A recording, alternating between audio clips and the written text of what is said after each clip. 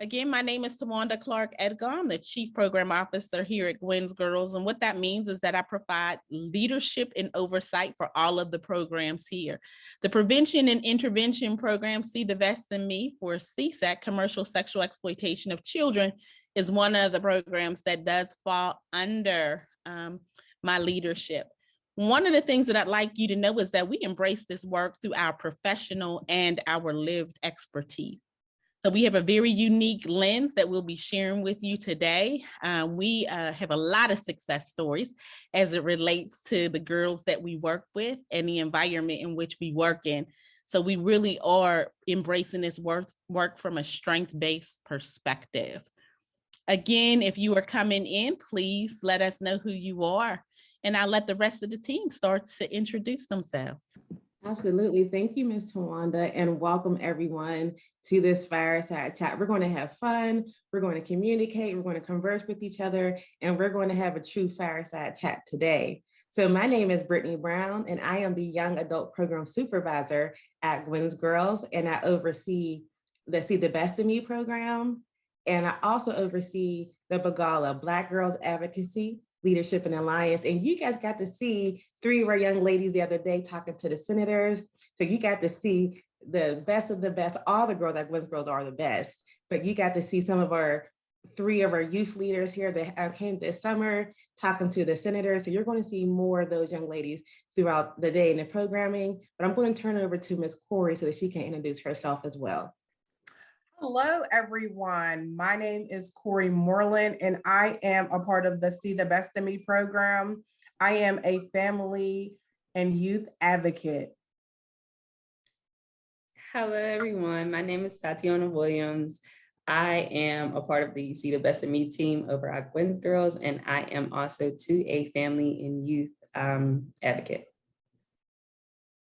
Hello, everyone. My name is Carly Maid. I am also a family, youth, and advocate for the See the Best in Me program. Wonderful. So I'm going to go ahead. I know Ms. Tawanda talked about us using Nearpod. So I'm going to go ahead and drop a link for Nearpod. And you can, I'm going to share my screen so you guys can see what we're going to be doing today. We're going to have lots of fun. So if you guys want to go to join.nearpod.com, or if you're a Google queen or king like myself, because I don't know how to get to my search engine on my phone, hello, so I just go straight to Google. You can go to Google and then type in join Nearpod, and it will pull up for you. And when you join the Nearpod.com, we ask that you use an alias. Today, let's have fun. Let's create a new character. Maybe I want to be Beyonce today. Maybe I want to be Solange. I don't know who I want to be today, but we're all going to use an alias today when they ask you what's your name for Nearpod. Go ahead and join. And you want to go to join lesson. That's what you want to do. And this is what you want to put in. And yeah, so when you get to the join lessons part, it's going to ask you for a code. Your code today is going to be 25F as in Frank, M as in Mike, I as in igloo.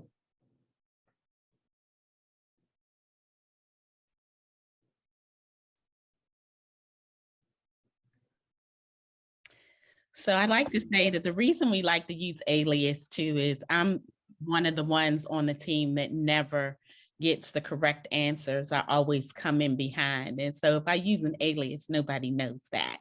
So we give you an opportunity to freely participate, and you don't have to worry because no one is going to know who you are throughout this session. Absolutely. And I want to welcome the 3 participants that just joined our fire chat. If you're just joining us, you're going to see on your screen that we are using Nearpod today. So you can go ahead and use your cell phone or a different device, tablet, whatever you choose to use, and go ahead and go to Google or a search engine and type in join. Just go ahead and type in join nearpod.com. It's going to give you an option to say join the lesson. And when you join the lesson, you're going to type in this nifty code right here, which again is 25F FMI. And then once you do that, I'm going to ask you again to use an alias. Choose a different name, maybe your travel name. I know sometimes when I travel, I use a different name. So go ahead and use whatever name speaks to you today. And we're going to go ahead and get started. All right, great. So don't worry if you're a little, don't feel rushed. There will be more than enough time that you can actually put in the information as we are moving along, and we'll try to play as much as we can on screen so that you're able to hear it. The ABCs of CSEC, if you stick with us for the next 40 minutes of this session, it is our hope that you're going to pick up 3 strategies that are going to come to you by way of ABC. But we call them the antecedents. We're going to look at behaviors, consequences, and consistency. That's one of the things that we use, the model that we use when we are approaching this work. We use the ABC model. And as you can see, we have our emojis that are up here, our emoji faces. And Tatiana is going to talk to you a little bit later about understanding teen language.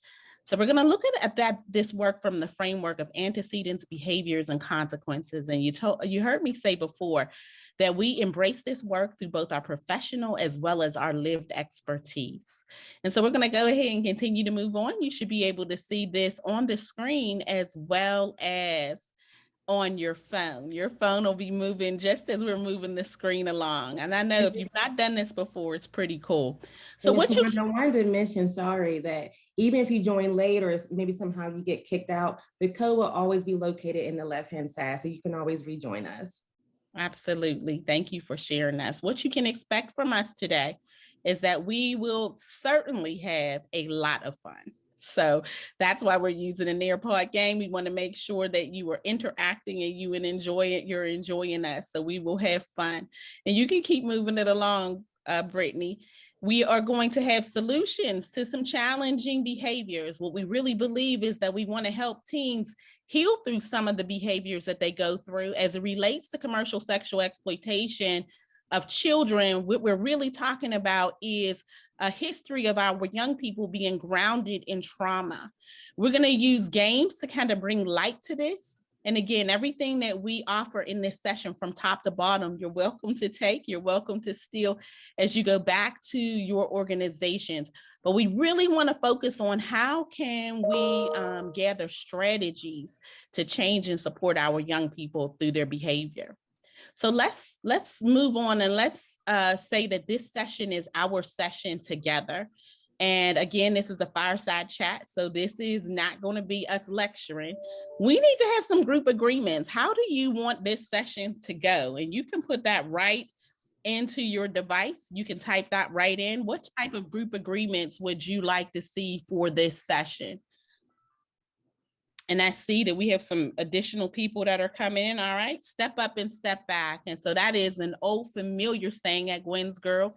And Brownie says that, but what that means is that the people like me, they're going to step back and allow some of the people who don't talk as much, like our Carleys, to step up, because we know that they have a lot to say in a session, but often may not get an opportunity to say it. So that's what step up, step back means. Do we have anything else that we're adding to the group agreements? So everyone, if you're on Nearpod, you can just go ahead and type what group agreement you would like to see straight onto your electronic device, and it's going to populate straight onto the screen so that everyone can see.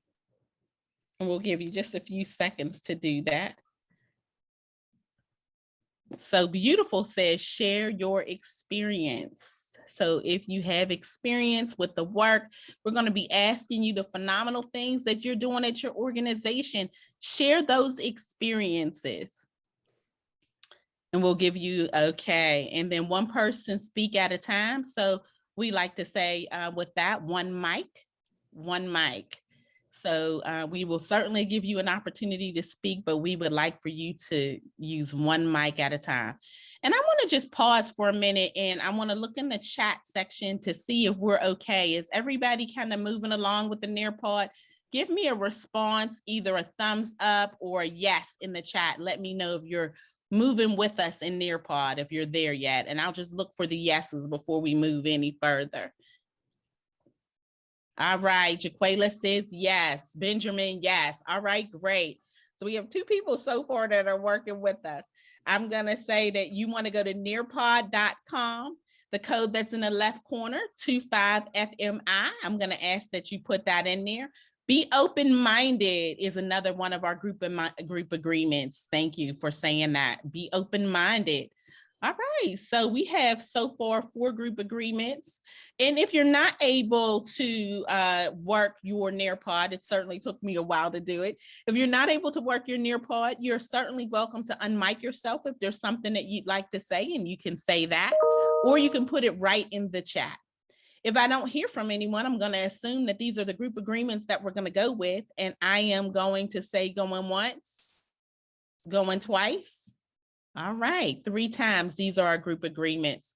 So while we're doing this fireside chat, we do certainly have a lot of information to offer you today. However, there may be something that might stump us and we just might need to park it. So we ask your permission to be able to put that in our parking lot as we are moving through our fireside chat. And I will wait for you to respond in the chat to tell me if that is okay for us to park it. And I'll just be looking for yes. Adela says yes, thank you. Sarah says, yep, absolutely. Okay, great, thanks. So what is this commercial sexual exploitation of children, which is what CSEC actually stands for? Commercial sexual exploitation of children is not something that is happening in a faraway country in the Brazil area. This is actually happening in our own backyards. Our summit last year actually focused on this. So I'm going to do a quick overview and just telling you that the average age of a young person that comes into the life of commercial sexual exploitation is somewhere between 11 and 12 years of age. And if you're asking why, well, it happens because this is $1 billion industry. There is a business that has been made off of selling children for sex, and there's a lot of money that's made from this. What we do see is consistent involvement with our young people. They either have juvenile probation, child welfare, mental health, or IDD. They're consistent with one of the systems that we see for young people that are involved in commercial sexual exploitation. And that doesn't mean that people who aren't involved in these systems aren't at risk for commercial sexual exploitation, because they certainly can be at risk as well. There is a common theme that we see, and that is vulnerability. That need for belonging can sometimes outweigh the need for mere survival, like food, shelter, and water. Although we do see that a lot of young people who may run away may come into this life as a result of it as well. When we say this life, we're talking about the life of commercial sexual exploitation. So you'll hear us refer to that from time to time. And then the next question asks, why is CSEC relevant in the school or organizational setting? I'm going to ask that you unmic yourself, and why do we need to talk about this as it relates to school or educational settings? And I'm just going to kind of pick somebody from the group. I see Adela is on here. So Adela, I'll pick on you. Why is it important to talk about CSEC in schools or other organizational settings? Thank you, Tawanda, for picking me. It's very, it's very important that you talk about it in all sectors. One of the things that I've seen, as I'm a trainer, I train new caseworkers, and I also train those that are seasoned, is that, you know, it's just not in one system. It touches every system. And every child that we are involved with in child welfare is also involved in those other systems as well. And if we don't work together, it's going to be very difficult for us to get a handle on this if you just depend on one system to handle it. I hope that's clear. That was very clear. Absolutely. I picked the right person to share. So yeah, we like to pick on people, just so you know. Thank you for sharing that, Adela. The other thing that I want to say is that wherever children are, and this is not just an issue with girls, we're focusing on girls today because we're here at Gwen's Girls, but we know that, you know, boys, our LGBTQ population, we know that they are at risk as well. But wherever there is a place where children go, there is an opportunity for traffickers to exploit children. Now, I'm going to be using the term traffickers with you, but one of the things that we know is that language is very important. And so when we're talking about this with young people, we do not talk about trafficking. That's not, or CSAC. Those aren't terms that we use with children, because we know that they're systems terms. And very often what children will say is that that's not me. That's not happening to me. So I just want to do a quick review and let you know that commercial sexual exploitation of children, the average age of a child that is exploited is between 11 to 12 years of age. We are talking about actually selling children for sex. That is the overview of what that is. We approach this work through a lens of lived expertise and professionalism. So I'd like to further go on to say that when we're talking about the antecedents, we're talking about what are those things that we set up as a society, a culture, or organization that can either push our children into the life or keep them out of the life. So organizations do one of two things. They either push them out or they keep them in. We'll be exploring behaviors, and we'll be looking at what are some problematic behaviors that we see that some of our girls experience, but more importantly, what that one behavior that we can target to help support and change the behavior. And then finally, we'll talk about the C, which is the consequence. How do we reinforce the behavior that helps healing versus problematic behavior? And how do we remain consistent? Absolutely. Thank you, Ms. Tawanda. So we're going to talk about some violence in the Black community that may be impacting our Black girls, because we know when we see behavior, there's always a why behind the behavior. So we know about 1 in 3 women will experience sexual assault in their lifetime. The rates of sexual assaults are higher for women than men, but that can also be because men may underreport. And we know that 1 in 5 girls will also experience sexual trauma, but when it comes to Black girls, I say first, when it comes to trans youth, is 1 in 4, and when it comes to Black girls, it is unfortunately 1 in 3. And we know Black women are more likely to be neglected or abused in childhood, to experience domestic violence, or have a loved one die suddenly. So sometimes when we get the young ladies in our facilities, our organizations, we see this outcry behavior, but then we have to ask ourselves, what's the why behind the behavior?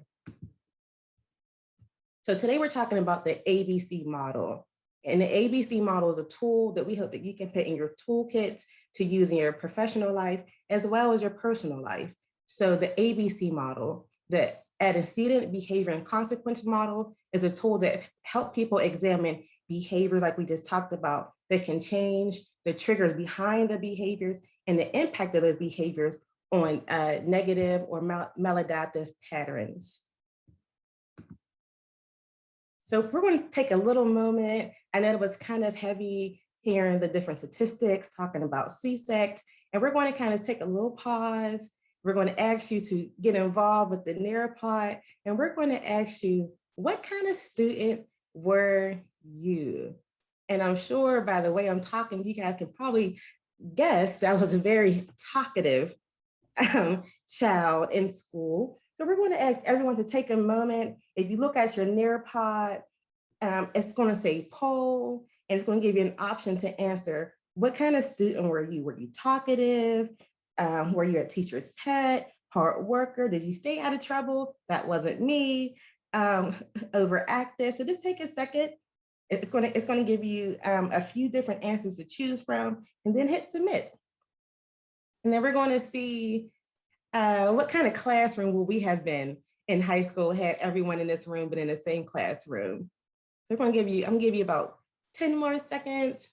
I'm not going to put any Jeopardy music on, so no pressure. But I'm going to give you about 5 more seconds, and then I'm going to share the results so we can kind of see what kind of classroom would we have been. All right. So about 50% of us were talkative. That's good to know, because we're going to actually be talkative today. All right. So 20% were about hard workers. 10% was about stayed out of trouble. That's awesome. That's really good. Drama seeker, Okay, so we don't have any teachers' pets or anything like that. Oh, that's okay, but we're going to go ahead and we're going to move forward and talk about behaviors now that we know what kind of students in classroom we currently may have. So behaviors are something you can see and hear, and Ms. Corey is going to talk about behaviors. Ms. Corey? Thank you, Brittany. So as Brittany stated, I'll be talking about the behaviors. Behaviors can be classified as, I like to call them, the 3 Ps: positive, problematic, and pivotal. Positive behaviors are the ones that benefit the individual. So those are around them. Problematic behaviors are do the opposite, causing problems that can range from counterproductivity, distraction, or physical danger. A pivotal behavior is one that contributes to separate from problem behaviors. For example, attending a party where there's alcohol being served. This can be a pivotal behavior because it can lead into a problematic behavior because you're drinking, you're not paying attention, and then all of a sudden you're driving intoxicated. So I'm going to show you guys a brief little clip that we came up with.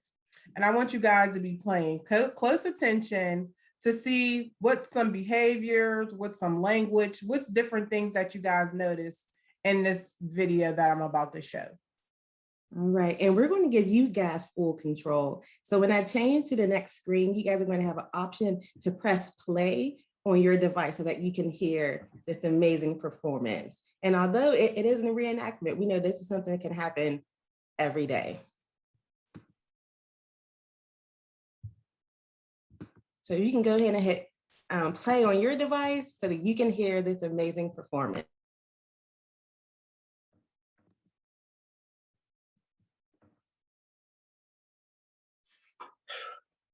What do you want now?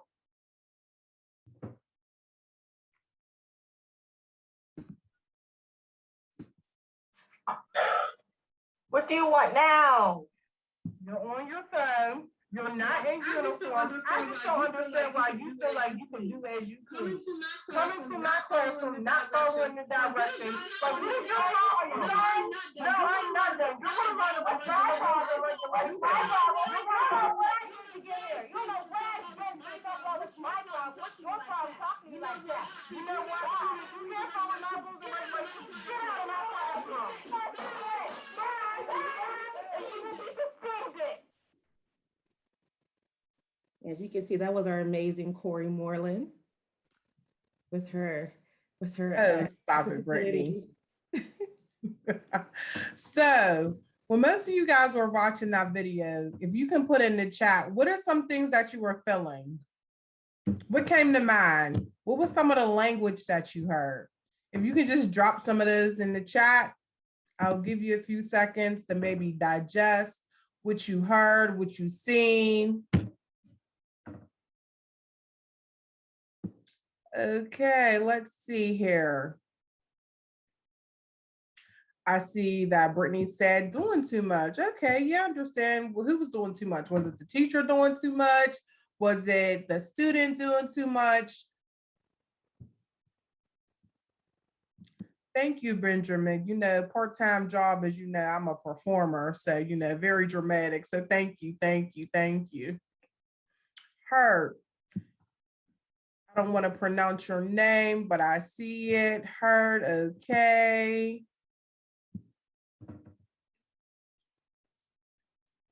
Okay. Physical space. I used to somebody said you were an amazing actress, great performance. So yeah. Toxic. Okay, toxic. I can flow with that. Controlling teacher. Yep, miscommunication.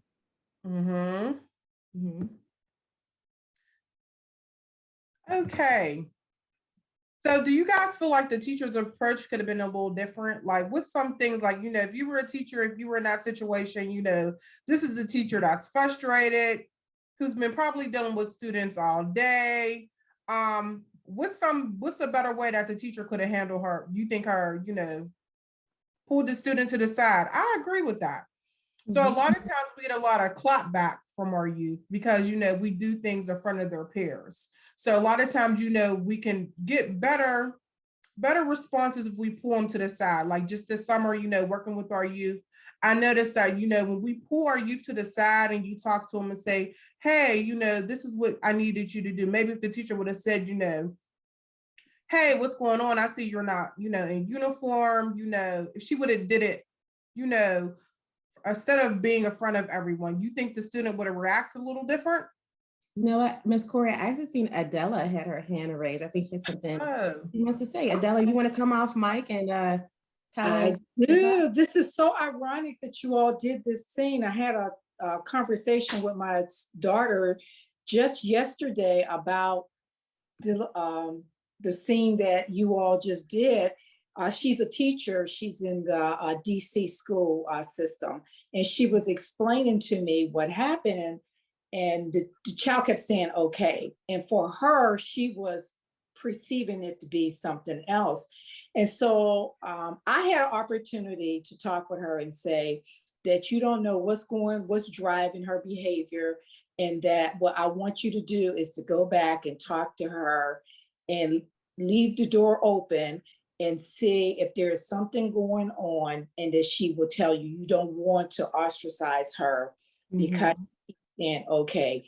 And if you don't like okay, then just have her say, I understand. I said, just start working on the language. I said, but what I don't want you to do is to ostracize her like that. I want you to try to develop a relationship with her. And I think that this is an issue a lot with teachers, that they don't have anybody to guide them on how they should work with children, because they're not trying to develop relationships with them. They're just trying to teach them. And it's a little bit more than that. So it was just like, I can't wait to tell her that I seen this thing today.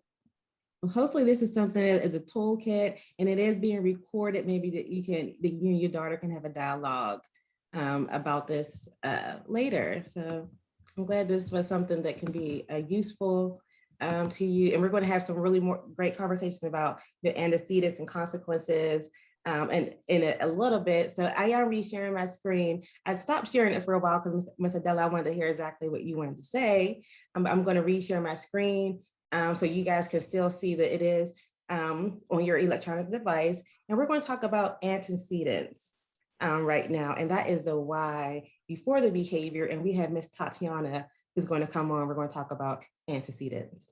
And I just want to comment that we do have a couple of responses in the chat too. Oh, I missed it. I apologize, guys. No, so I know that Erica says get out rejection in physical space. And Erica also says that she gave us I guess a really good example. She says no statements, no questions, just statements. Restate classroom expectations, turn in your shirt, put your uniform on. Thank you, moving on. All right, so she kind of sets us up for the antecedents when she's talking about the classroom expectations. So thank you for sharing that. And then Benjamin says, ask how the student is doing, feeling today, reflect and find why the situation is and how we can improve it for the future. Absolutely, thank you, thank you, thank you. All right, Tatiana, you're up. All righty. So as Mr. Wanda and Ms. Brittany talked about, I will today be talking to you about the antecedents. So the antecedents is, it means something that comes before. So really looking at the why before the behavior, the reason why we may be getting the behavior. And we also want to look at sometimes, like you said, the environment, how certain things or social settings can also trigger a youth and we not even realize that it's triggering them, or themselves not realize that they're in a triggered space. So one of the examples that I did want to give in how to set up a positive antecedent, here at Gwen's Girls, we have implemented a community meeting. So what that means is every session that we have with the girls, we ask them 3 questions. How are you feeling? What's your goals for today? And how can it help you? By doing this, we set up the dynamic of the room. So they're used to coming in and doing this every session. That way we get to gauge kind of the energy of the room, how they're feeling, what may be going on. But before we get into all of that, I do have a game for you guys. I want to figure out how well you guys know your teen lingua. So I'm going to pull that game up. And so what you would do is pick a character, and at the bottom of your screen on your cell phone, it'll say start. It's really, really small, very, very hard to see. This is a fun game, guys. You get to choose your character. You can be a penguin, a monkey, a lion. And just like Tatiana said, after you choose your character, at the very tiny, almost like you got to put your readers back on, honey. It says start. I do want to use as a disclaimer that some of the language may not be language that you may have been accustomed to hearing. But when we're talking about hearing from our teens, we want to really give you a framework of what they're saying. All right, so it looks like the bulk of us are here and ready to play the game. And like Ms. Tawanda said, some of this language is going to be a little harsh, but this is the language that's being used by the exploiters, by teens. So we want to make sure that you are aware of the different language. All right, so we're going to go ahead and get started. And let's see who knows their teen lingo.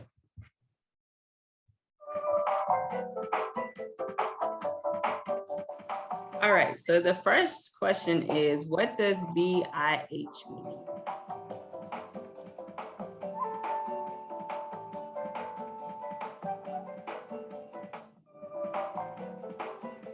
All right, you got 15 seconds.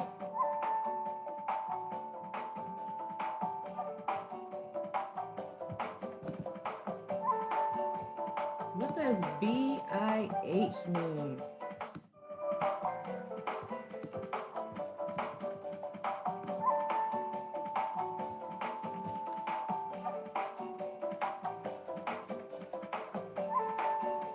Okay, so it's the second question is, what does AF mean? And if you get the answer right, it will let you know on your own personal Nearpod device.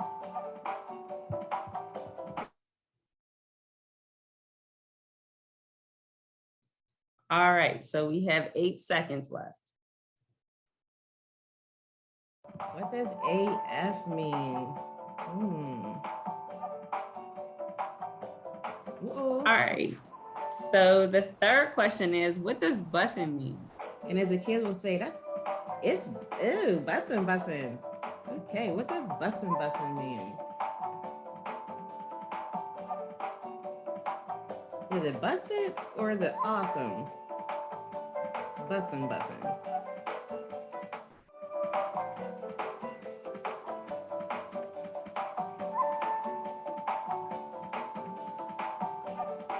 All right, I see that scoreboard is going up and down.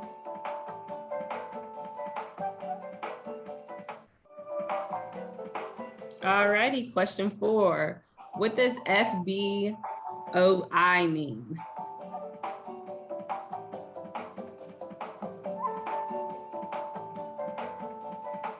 What does FBOI? That's a long acronym, but what does that mean? All right, you got about 5 seconds.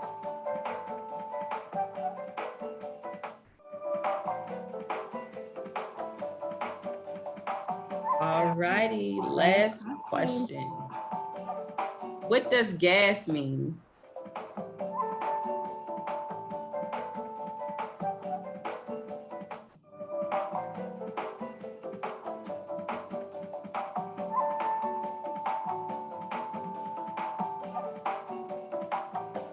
Okay, Miss Alice, she knows her teen language.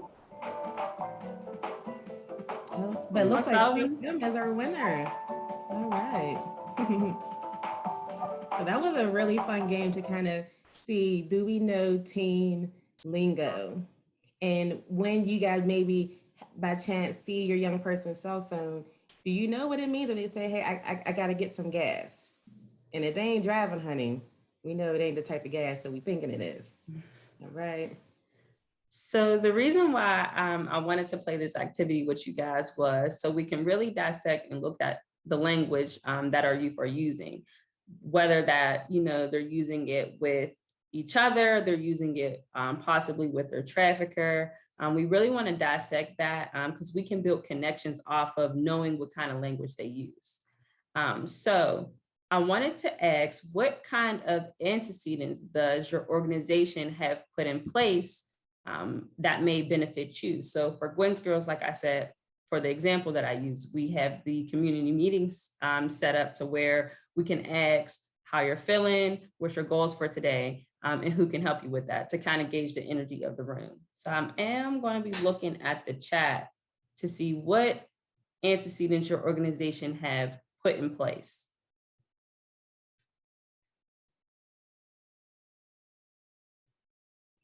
And you can also unmute yourself too.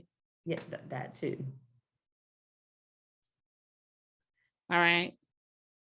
I see people put safety plans on here.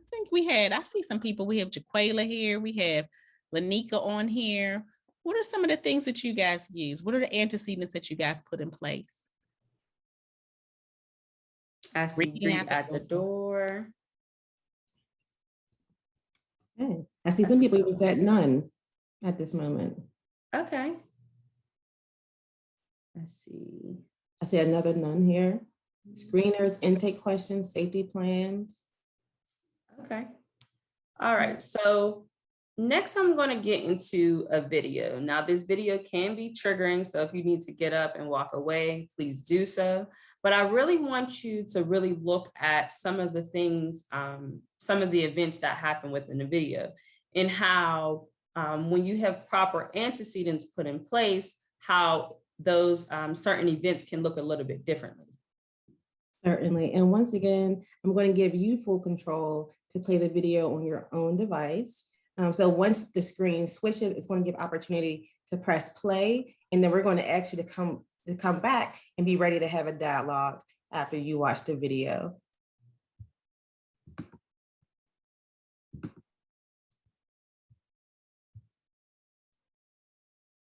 So you can go ahead and press play whenever you're ready.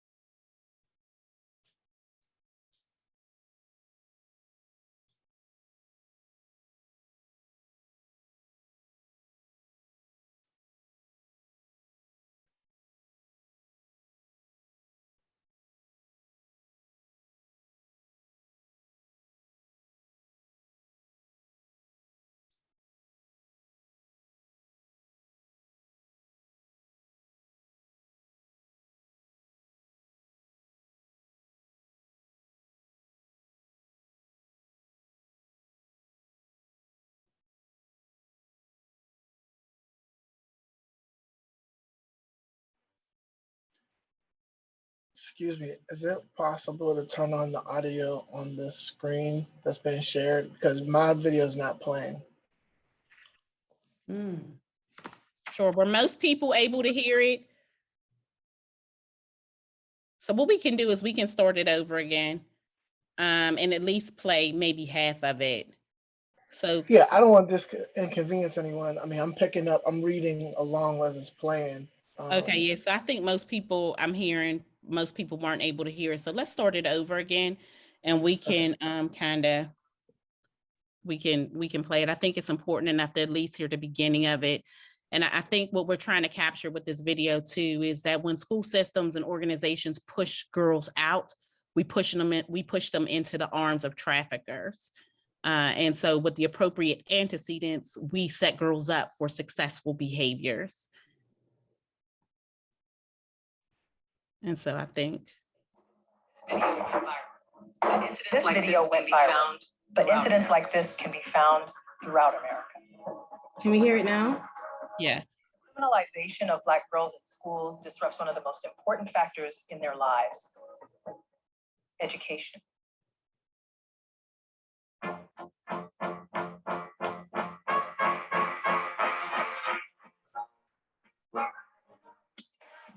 I would like for schools to become locations for healing so that they can become locations for learning. These young women, they are pushing up against racism, sexism, classism, homophobia, xenophobia.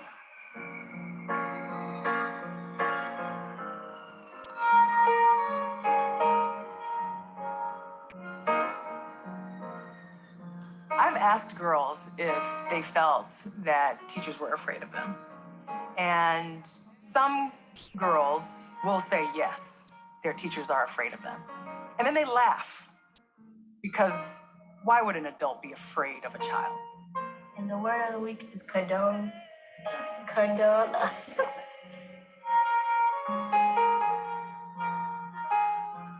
As a nation, talking about the school to prison pipeline for Black boys and Latino boys, but absent of that conversation was how girls of color and Black girls in particular were being impacted.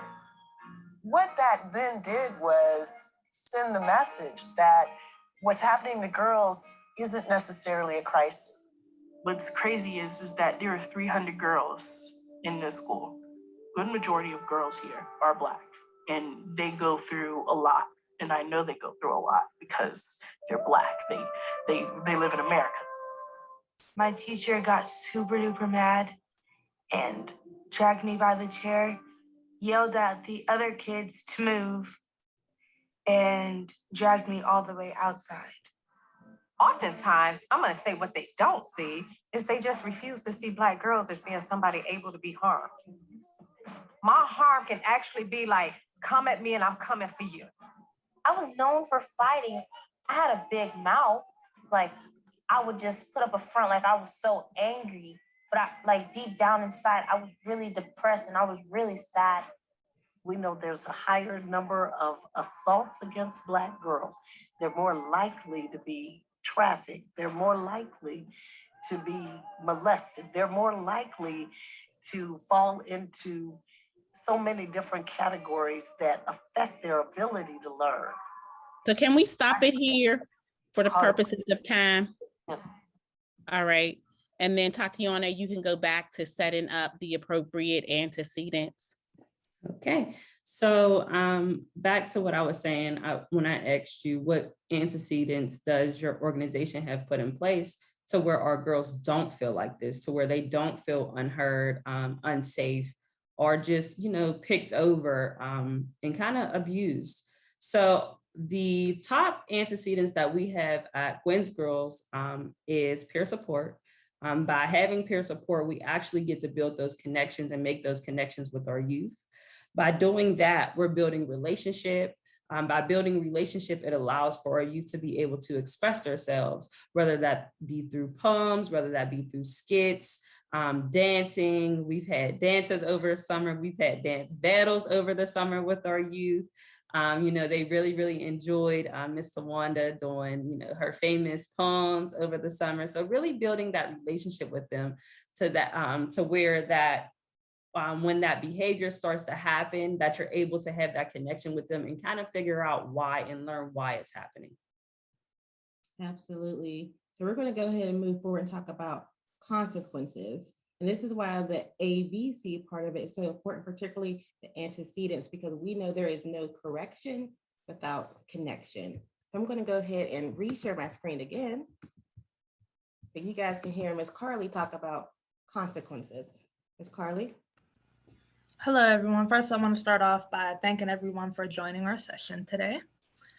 So a consequence is particularly impactful for children. It is often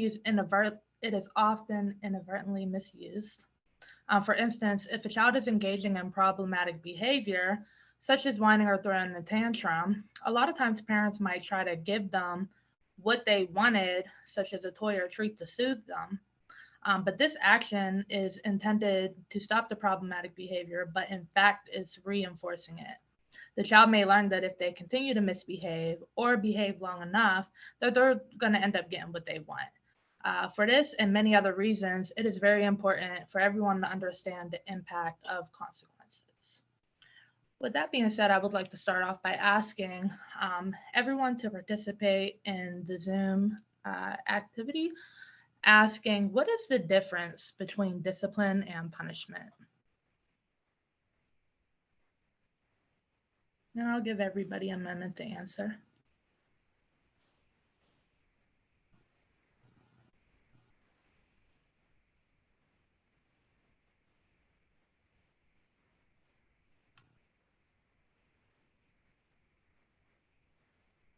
Okay, one is to teach and the other is to cause harm. Absolutely, thank you, Brownie. Discipline teaches, punishment causes pain. Absolutely. That's exactly what it does. Discipline does teach. Discipline is more for healing. Punishment is, in fact, causing pain. So we really want to try to revert away from punishment in our organizations. So if everyone could sign off a Zoom and join, or sign off an AirPod and join us back in the Zoom, that would be greatly appreciated so that we can have an open conversation. It's time to see who were those talkative kids in our classroom. So what techniques, I want to start by asking what techniques your organization has to promote positive behavior changes. And anybody can come off the mic or type in the chat. You can fire that chat right up with what positive behavior changes that your organization have in place. So what are some of the techniques that your organization has put in place to promote positive behavior changes, if any? And if you don't, maybe come off too. We can talk about that as a group as well. Rewards and recognitions. Absolutely. Okay. This can even be between staff as well, or youth. And it doesn't have to be your current organization if you don't want to talk about that. It can be something in the past as well. Absolutely. Goal setting, progress monitoring. Thank you, Erica. Absolutely. With visuals as well, I think that's really important so everybody can actually see it as well. It's not just always just like, oh, you did a good job. Actually kind of see that you took the time out of your day to actually write something up or create something to note that I may have done something well. Thank you, everybody, for your input. I know one of the things that Gwen's Girls does in order to promote positive behavior changes was one of the many things this summer. We had implemented a Begala internship program. During this program, the girls were able to come, work with us, earn a stipend, and also during this time, they were able to interact with their other peers. They were given an open space and a safe space to be themselves, learn to be youth again, being okay to be youth, doing activities such as going to the zoo, playing kickball, horseback riding, to really set that safe environment for them to be themselves and knowing that it's okay to be in a space where they're not being adultified, where they're not being held to standards that were set to make them feel. So that's one of the things that we have done. And we also find it very important to make sure, regardless of behavior, is not pushing these girls out, finding other alternative methods to help these young ladies so we aren't pushing them out. So that leads me to the question of, what are some of the policies that your organization has in place to avoid pushing girls out?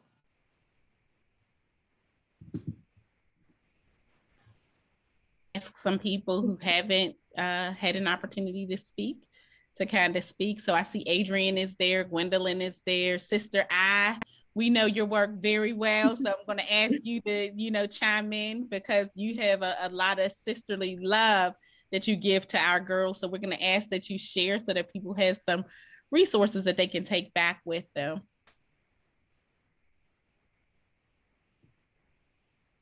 And you can come off your mic or either put it in the chat for a fireside chat. Hey, Wanda, it's Adrian. I apologize for driving today, so I haven't. Oh, you're fine. You guys are energizing me as I drive, so I appreciate it. You're keeping me awake. I think what Carly said about goal setting is so important, that we make some great achievable goals and outcomes, and then make it to those goals. It really, really helps inspire people and give them expectations of what can happen going forward. Right.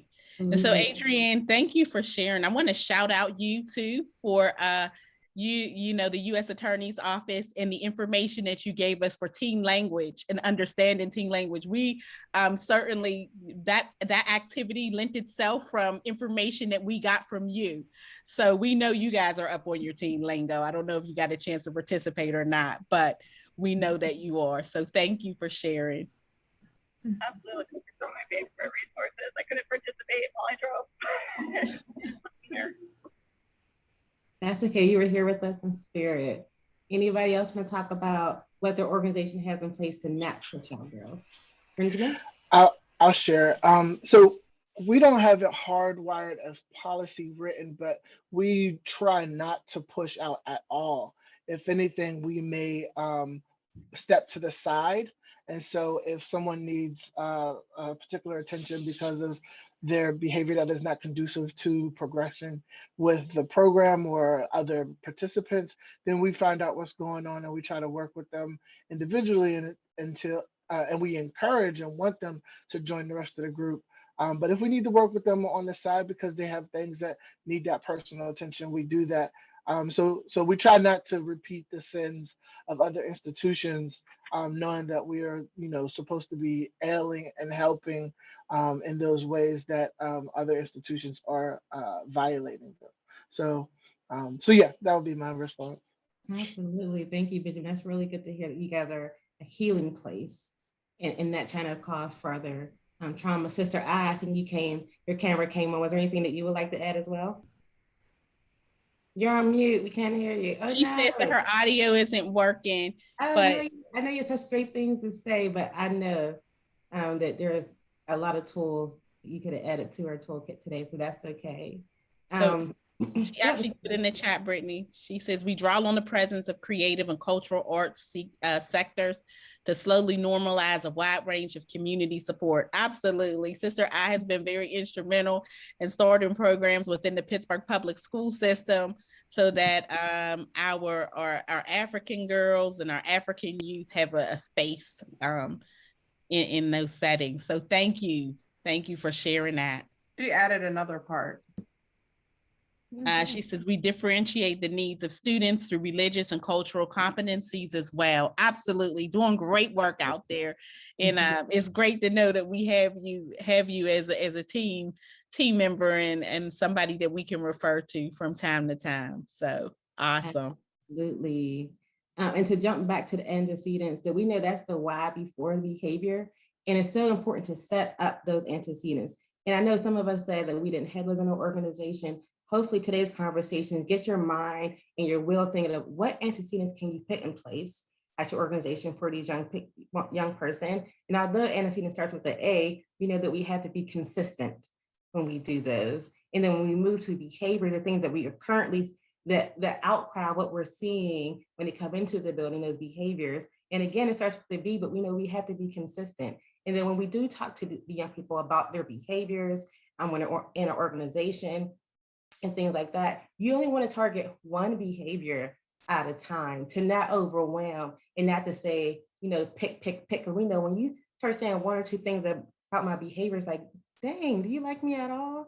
Is there anything positive about myself? And then when you do focus on behavior, we should focus on the positives behaviors. So especially when you have a group of young people and maybe 5, out of the 6 are misbehaving, take that step to that 6th young person. Hey, Brittany, I really appreciate how you came in today. You were prepared, you sat down, and you were ready to go. The more you compliment and focus on that positive behavior, the other young people in the room want to also receive that. So then they start to behave like the student that you gave a positive compliment as well. And then we do the consequences. Again, there is no correction without the connection. We have to really try to build that engagement and that rapport with that young person, and also be consistent when we're doing it. And to know that when we punish a person, that can be so harmful and traumatic to that young person. But when we discipline them, we know that we are teaching them something and that they'll get something out of that as well. So that's all I have to say. I'm going to turn it back to Ms. Tawanda. All right. Thank you, Brittany, for greatly summarizing everything. At this time, we're going to ask you, what questions do you have for us? We have a few more minutes before the session is over. So what questions do you have for us? And we'll give you a minute to either unmic, or you can actually put your questions right in the chat. I have a question, Tawanda. One of the things that I see is that people have a hard time finding strengths, because we're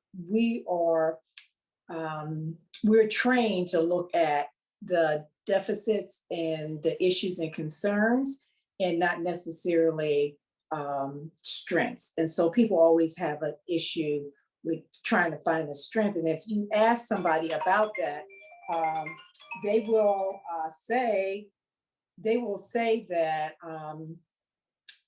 it takes them a long time. And that that's difficult. And so my question is, what do you think that would be a great activity to start working with people to start identifying strengths so that they are not stuck like that? Right. We had a lot of great things that we did, and we really do try to approach this work from a strength-based perspective. We're lucky to collaborate with so many phenomenal people who do this work that are what we call survivors in this work. And so if I were to say anything, I would start with, when we have survivors that are leading this work and doing a great job, we have relationship with GEMS, the Girls Education and Mentoring Program, Rights with Girls, Dr. Marlene Carson. And so our girls have an opportunity to have experiences with a number of different individuals. We work with the Youth Collaboratory. So we start there so that they have an opportunity to see themselves and other people who perhaps might have been victims, gone from victim to survivor, and then finally to survivor, which is a term that we actually coined from Dr. Marlene Carson. We set it up like that, but some of the things that the team has done is allowing our young people to express themselves. I think it was Brittany that actually initiated the activity where each girl had to write on a poster something positive about another girl that was in the session and in the group. So when they walked out of Gwen's Girls that day, they had a poster full of all of the positive things that their peers had said about them. And, we talked about behavior, but what we do is we make a big deal out of the accomplishments that our girls do. And when we are having conversations about behavior, we don't do that in the open public. It is, minimized. It is a private session. We give them strategies to help support them through the healing and the change process. So we really do approach this work first through a strength-based lens, through a therapeutic lens, by using Sanctuary, because we are a Sanctuary certified model. So thank you for asking that question. I think And I that know was we a have great a brief question. moment. I just wanted to add, Ms. Tawanda, is like you said, is changing the way you're thinking about it. So you may have a young person who is screaming, always arguing, combative, going back and forth. And I certainly work with a lot of young people like that. And I look at them and say, wow, you're such a strong advocate. I wonder how we can change the language so that people can receive it. So I can look at it and say, this can be a negative behavior because she's screaming at me. She's arguing with me. I can say, I hear that you're trying to advocate for yourself, but maybe you don't have the tools to do it so people can receive it.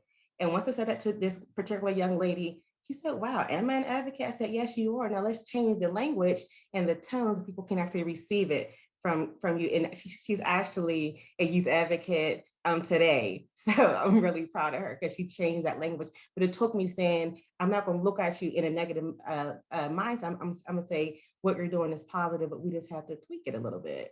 So that was a really great question. Any more questions? We have about 2 more minutes. I would love to hear another question, if any. Erica? I think Sister I also too. So after Erica, maybe Sister I. Sure. Okay, I was just thinking with the antecedents, do you see that's really good at preventing students from getting into commercial sexual exploitation beforehand? Or do you see that when someone's already in the middle of it, changing the approach and changing your antecedents can effectively pull them out? What do you see happening? Is one more effective than the other? Do you have a lot of hope that both work just as well? So we're a prevention and intervention model that stumbled into crisis. And in fact, I won't even use the term crisis because our CEO doesn't like for us to use that term because language is so powerful.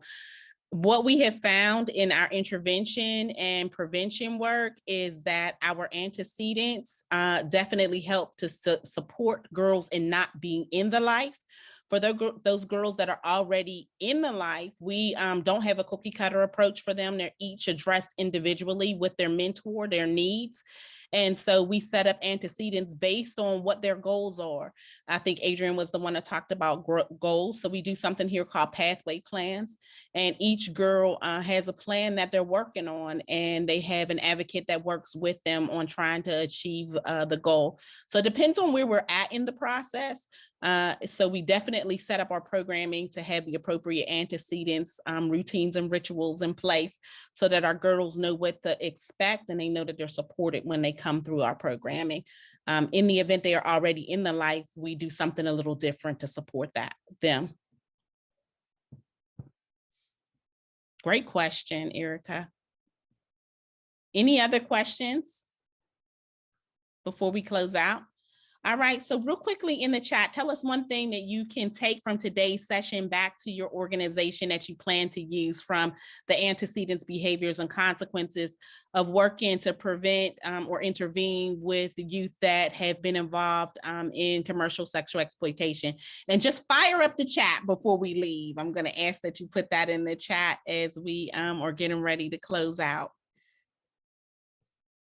And don't all rush and write at one time. Okay, so as an adult, I have more power than I know by focusing on setting up antecedents. Thank you, Erica. Connect before correct. Absolutely great. Consistency. Absolutely. One of the things that the traffickers is they are consistently going after our young people. So our organizations have to be consistent about keeping them involved. Great. All right. So people have put some really good things in there. And we are at 2:11. So I see we're at 2:16. So the last thing BB said at the end, twist what is usually seen as a negative into a positive. Absolutely. So those skills that we may see them using for negative, show them how to use them for the positive. Great. All right. So we are actually a minute over time. Just wanted to say you guys are so involved and making such a difference in the lives of your girls. Proud to know you. We are proud to know you too, Alice. Great job. Discipline over punishment, Jaquela, always. Absolutely.